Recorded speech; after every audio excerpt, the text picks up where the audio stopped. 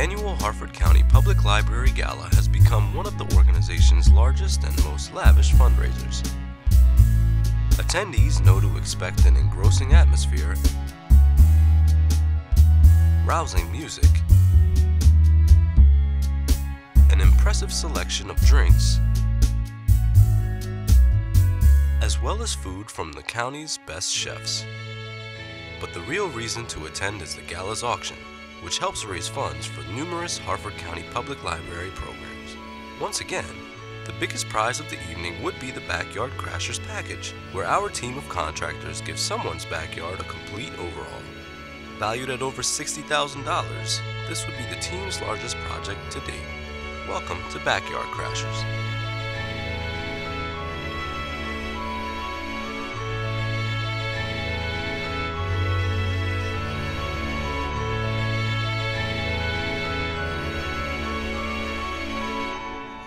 The fundraising goal for the Harford County Public Library Gala was set at $35,000, and it was expected that the Backyard Crashers package would be responsible for the majority of that figure.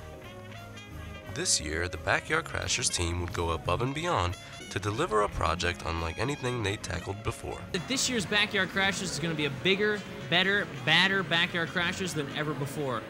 Larger square footages, better installations, fantastic project. With everyone at the gala buzzing about the supersized Backyard Crashers, it came time for the live auction portion of the evening to commence. First, I'd like to thank the volunteers, our sponsors, our donors, everyone who is standing in front of me, and my God, it looks like a crowd. Thanks to everyone. Sheriff? The proceeds will help support programs like the Rolling and Silver Reader, early literacy efforts, STEM, and the annual reading program. In addition, the proceeds will also go towards the capital project and the capital campaign for the Happy Grace branch of the Harford County Library.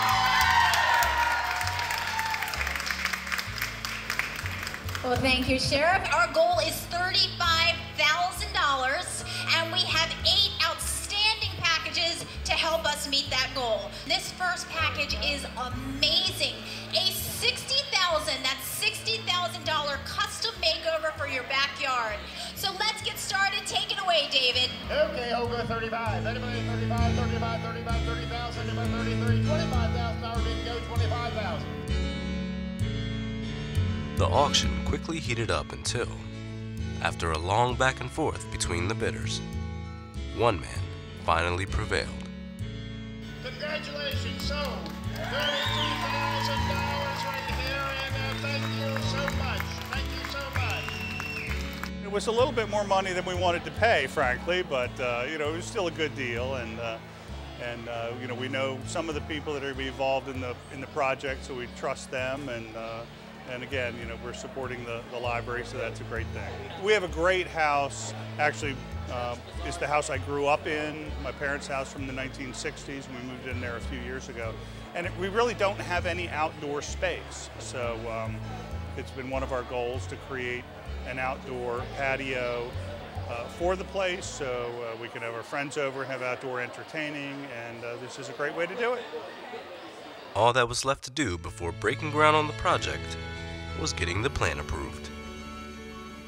Okay, Craig, here's the plan we proposed, and we've got the lower level patio with the fire pit and the seating wall integrated there, and then the stairway up to your upper level. Yeah, that looks good. And then when it's finished, it should look something like that. This being your patio at the lower level, the seating wall with the integrated fire pit, landscaping against the north end of the house, your stairs up to the upper level so that your guests can get down to your new patio. I think we've got a winner. Let me call Amber. Hi, Craig. I'm over here at the house with Rowan, and the plan looks good. Revision 26 is a winner. Wonderful. When do you guys think you can be over here and start? Look behind you.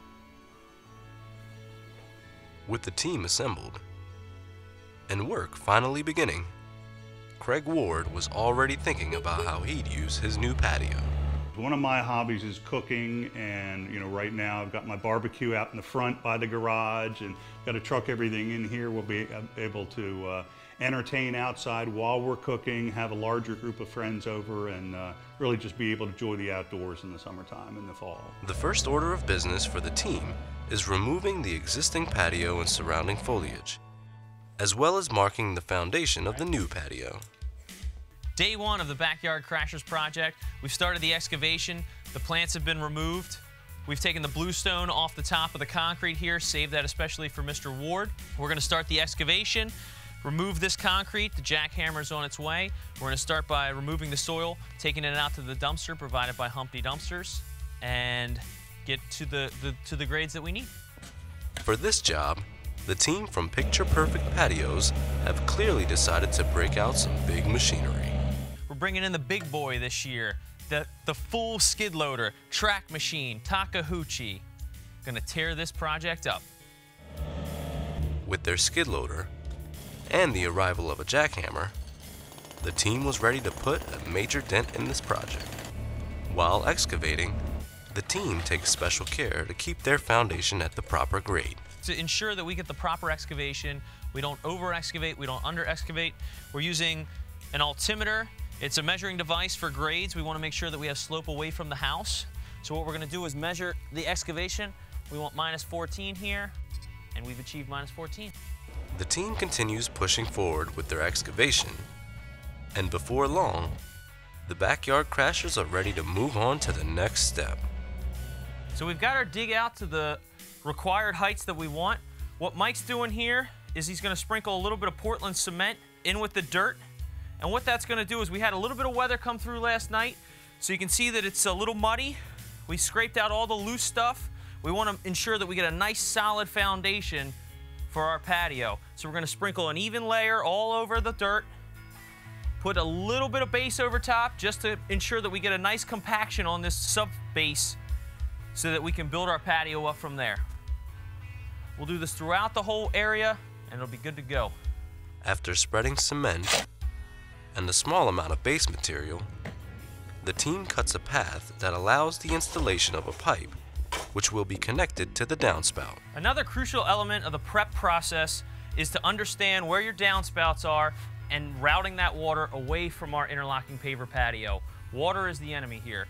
We've got this downspout run into the PVC pipe, 4-inch, it's subsurface. It's gonna run in, 90 out, and run out. Now we're using a thick Schedule 40 PVC. It's going to be a subsurface just to ensure that it doesn't break on us under the compaction of the patio. With the pipe laid for the downspouts, the team could begin adding the CR6 base material. But before tamping could begin, they needed to check the soil conditions. What we have here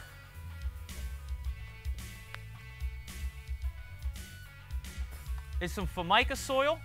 I think that 5 to 6 inches of base should be sufficient for this patio. Now that they are aware of the soil that they're working with, the team can begin tamping the sub-base. What we have here is a 5,200-pound forward and reversible plate compactor that we're going to use to compact the sub-base and the base, in this case our CR6.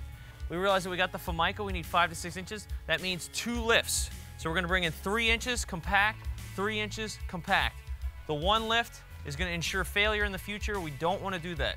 For all you DIYers, stay away from the 1 lift tamp. With the initial compaction on the sub-base completed, it was time to place the geosynthetic material. Another important step in the patio process, the underlayment. This is a geosynthetic material.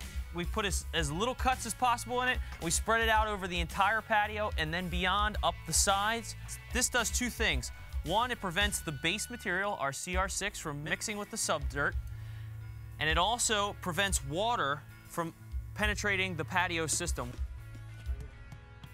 With the threat of bad weather looming, it was imperative that the team began laying and tamping the base material. We've installed the second lift of our base material, our CR6, so we're up to grade here. We're going to be about 6 inches down. Now we'll have to roll the pipes on here and fine-tune everything, these little low spots, just to ensure that that's that perfect fall away from the house. But this is a pretty good start for today. We're gonna get the plastic in here, get this all covered up. We got some more impending weather coming. It's very important to keep this dry so that way it doesn't get super saturated and we have issues further on down the road. So we'll get the plastic in, make sure that the water runs off, and everything will be good to go for the next day when we come in and start to fine-tune the base. After a snowstorm threatened to halt work on the project, the Picture Perfect Patios team returned, determined not to let the bad weather slow them down. So we had some weather come through last night, but that's okay. We covered it all up in plastic. You can see that our base is nice and dry here. We're gonna just take a finer material here, a CR8, and we're gonna rake that into the low spots so that we get it completely flat to ensure that there's no settlement after the fact. Kyle and his team immediately began placing the block for the sitting wall and fire pit. So we're working on the sitting wall portion of the project and the fire pit. So you can see that we've already installed our base course down below. That's going to be 6 inches below grade. And we're starting to rack the courses on top of that. Now this is an EP Henry Coventry 3 wall block. It comes in 3 different sizes. It's a 6-inch block. Basically all we want to do is make sure that it looks aesthetically pleasing from the front and the back side. We make our mark here. We'll cut the block so that it's flush. We'll take it up, puts a little bit of glue down, make sure that you got good coverage. Put our block back down. We'll finish out this course here, put on one more course that'll ensure that we get a 21-inch sitting wall, and it'll be ready for caps. With the sitting wall nearing completion, it was time to lay down the sand and start placing the patio pavers. We're on to the paver portion of the patio project. We're using a 4-piece Imperial modular paver. It's got a smooth surface. We went with a chestnut color to complement the house. And basically all we want to do, it's a random pattern. We want to try to eliminate a 4-piece intersection. So it is a little bit more difficult than doing a patio with a pattern, but I think it turns out to be a little bit nicer finished product.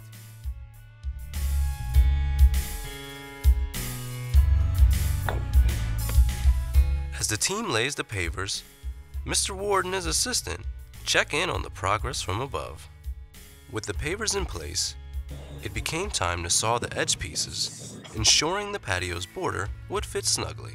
All right, so we've got the body of our patio laid. So what we're gonna do here is we're gonna mark the border along any fixed structure. That would be the house, the fire pit, and the sitting wall. We'll mark it in several spots along the wall. We'll make marks all the way around the patio. We'll take our bendy pipe, which is nothing but a flex line. We'll mark a clean line, and then that way we can score it and cut the patio to ensure that we get a nice clean line for the border going in here. After completing their work on the border and removing the stone dust from the site, the team was ready to once again pull out the plate compactor. They run the machine over the pavers in order to compact them into the existing bedding sand. With this step completed, the team was ready to start work on the stairs. The team uses the same process they utilized during the patio construction. They place their geosynthetic material, add a layer of CR6, tamp it to ensure structural integrity, add the bedding sand while maintaining the proper grade, before finally placing the large stone that will act as one of the steps running along the side of the house. After working tirelessly to complete the stairs and walkway, and following the addition of the caps for the walkway and sitting wall, there's only one final step before Kyle and his team finish their portion of the project. We're on the wrap-up day of the hardscape project here. Our caps are cut on top of the walls, our fire pit's in, our patio's sanded and tamped. We use the polymeric sand in the joints. That's got glue fibers in it, so when we activate it with water, it's gonna harden up. So we've swept it in, we've blown it off, and now we're gonna wet it down just to activate the sand and finalize the project. With their work complete, it was time for the next team to pick up where the guys from Picture Perfect Patios left off. The hardscaping portion of this year's Backyard Crashers is wrapped up. The patio's installed, the fire pit's in, the sitting wall's ready to go, the steps are in, our walkway's finalized. Take it away, Greg. With the hardscaping completed, it was now time for Greg Sorg and his team from Nature Unlimited to take over and install the lighting and irrigation systems. Hi, I'm Greg Sorg with Nature Unlimited. We are here at the Ward residence installing the irrigation and lighting for the backyard crashers. As you can see right now, we have irrigation going in. They are installing the valves, the main line, the lateral lines. What that's going to do is provide irrigation for the planting bed, which will go along the patio and the foundation here. And then the turf area through here, we are also going to irrigate. The planting beds, we will use a 12-inch pop-up spray. That'll just spray the plant material that's in here. In the turf area, on the larger parts, we will install a 4-inch rotor, which gives us a 30-foot spread of water to cover a larger area. On the upper area, where we're a lot more narrow, we will use a MP rotator nozzle on a 4-inch spray head. That creates more of a droplet versus a spray. We also have lighting going in. On the patio, we have some wall lights underneath the seat wall cap. We're gonna have some down lights off the soffit to illuminate the patio area. Those will also be switch controlled so they can turn the lights on and off when they're using the fire pit. We're gonna have a couple path lights up through top of the steps and down through here. On the little band board above the veneer, we're going to have some lights, some LEDs to mount on there that are going to graze down the veneer to illuminate that wall and that walkway coming down. We're going to have an uplight on the large canopy tree, and we're going to wash the back property line and the woods through there. When installing irrigation systems, it's important to take note of any regulations that may be in place. One of the things required in the state of Maryland is called a backflow preventer. This is an RPZ backflow preventer. Since all the irrigation pipes and heads are in the ground, you don't want the water to get back into the potable drinking water. So this is a device that prevents that. It's installed by a certified plumber. It gets tested every year. And then in the winter of every year, we hook a compressor up to it and we blow all the water out of the system so that freezing does not happen to break pipes, heads, and especially the backflow.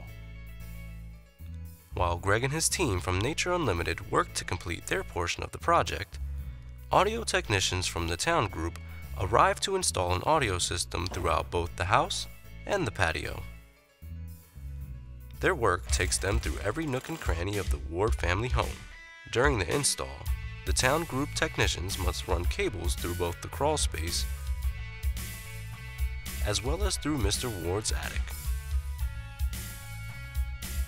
In addition to the speakers, they also install a receiver that integrates with Mr. Ward's current audio system.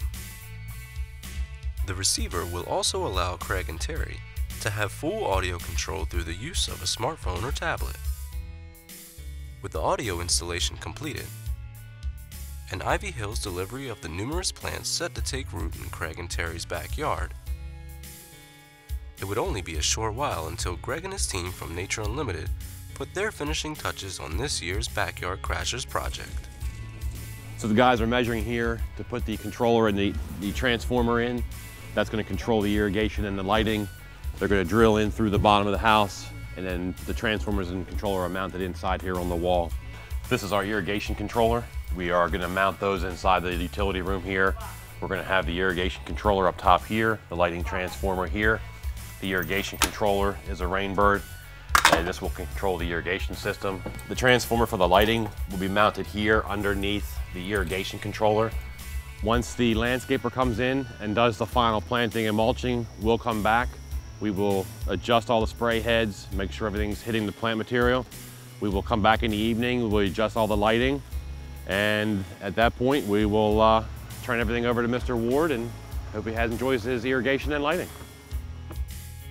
With Nature Unlimited's installation finalized, and with landscaping services rendered by Lawnscapes, the Backyard Crashers project at the Ward family home was a wrap. With the patio finished, Craig and Terry couldn't wait to show off their brand new outdoor space. I mean, it was just fantastic. We're thrilled with it because we have never had a place where we can barbecue and eat outside, and so now we can. members of the Harford County Public Library Foundation stopped by to voice their appreciation for everyone's hard work. I just want to say a huge thank you to all of our partners. Again, we have the most incredible team. The library is so incredibly grateful and appreciative for everybody whose efforts go into making this happen, from the stereo to the lighting to the landscaping to the mulch to the patio. All of the labor, everything has been completely donated to benefit Harford County Public Library, and it's such a wonderful project and it means so much. So thank you. Kyle couldn't stop talking about the benefits of the project. You get to be on TV, you get to have this fantastic product, and it's a great deal. While Greg was looking forward to the next one. You know, another one's finished. Let's see what comes next year, and we'll go from there. And what did Mr. Ward think about the transformation from this to this? We're out here it's party central. We're loving it. Really just having an outside place to entertain and to be in the morning for a cup of coffee, be in the evening with a glass of wine. I would recommend it to anybody and everybody. These guys are fantastic and they will take care of whatever you want to finish off the exterior of your house. That brings another successful project to a close. We hope to see you again next year on Backyard Crashers.